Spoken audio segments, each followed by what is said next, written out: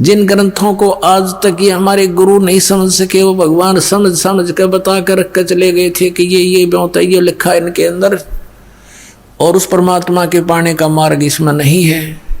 वेद हमारा भेद है, मैं ना वेदन के माही, जौन वेद से मैं मिलूं ये वेद जानते नहीं। परमात्मा कबीर जी कहा करते, धर्मदास इन चारों वेदों में मेरी ही महिमा का गुणगान है, मेरे विषय में जानकारी है, लेकिन मैं इन वेदों में लिखी विधि से, वर्णित विधि से मेरी प्राप्ति नहीं हो सकती। और जिस वेद से यानी जिस ज्ञान से मैं मिलूं ये वेद जानते नहीं।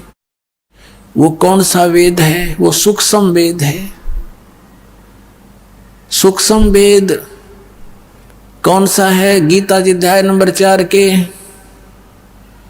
श्लोक नंबर 32 में गीता ज्ञानदाता कहता कि अर्जुन, जो अध्याय नंबर 4 के श्लोक 25 से लेकर 31 तक जिन साधनाओं की जानकारी की है, उनके साधक अपनी साधनाओं को इसलिए कर रहे हैं कि वो उनको पाप नाशक जानते हैं, लेकिन इस प्रकार की यथार्थ साधनाओं की जानकारी विस्तार के साथ ब्रह्मणे मुखे सच्चिदानंद घन ब्रह्म की वाणी में कहा गया है। चौथे अध्याय के 34वें श्लोक में कहा कि उस तत्व ज्ञान को जो सच्चिदानंद घन ब्रह्म ने स्वयं आकर बोला है,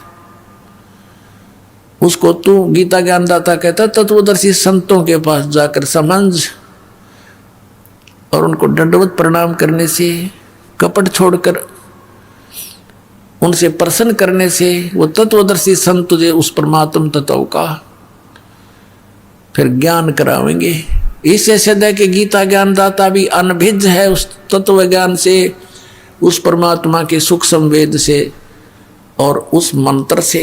इसने संकेत अवश्य दे दिया 17वें अध्याय के 23वें श्लोक में कि ओम तत्सत इति निर्देश है ब्रह्मचर्यविद समर्थ है, कि उस सच्चिदानंद घन ब्रह्म के पाने का ये 3 मंत्र का जाप है, एक ओम और तत्, ये गुप्त है। गीता जी अध्याय नंबर 15 के श्लोक नंबर 16-17 में 3 पुरुष हैं, 3 प्रभु हैं, सरपुरुष और अक्षर पुरुष। सरपुरुष यो 21 ब्रह्मांड का स्वामी काल ब्रह्म है, अक्षर पुरुष यो 7 संग ब्रह्मांड का स्वामी है, और 17वें श्लोक में 15वें अध्याय गीता जी में कहा कि उत्तम पुरुष है तू अन्य परमात्मा इति उदाहरते।